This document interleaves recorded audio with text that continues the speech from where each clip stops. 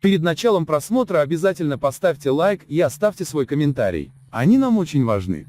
Глава МИД России пообещал помочь туркменским студентам, обучающимся в России. Министр иностранных дел России Сергей Лавров обещает оказать поддержку обучающимся в российских вузах студентам из Туркменистана. Об этом он заявил на состоявшейся 1 апреля в Москве встрече с вице-премьерами Туркмении Рашидом Меридовым и Сердаром Бердымухамедовым. Ежегодно наблюдается рост числа туркменских студентов, обучающихся в России. Сделаем все возможное, чтобы в условиях временных перерывов в регулярном авиасообщении они смогли продолжать учебу, в том числе используя дистанционный формат, сказал Лавров. Российский министр выразил готовность наращивать имеющиеся связи. Ценим внимание президента Туркменистана к развитию российско-туркменистанских отношений.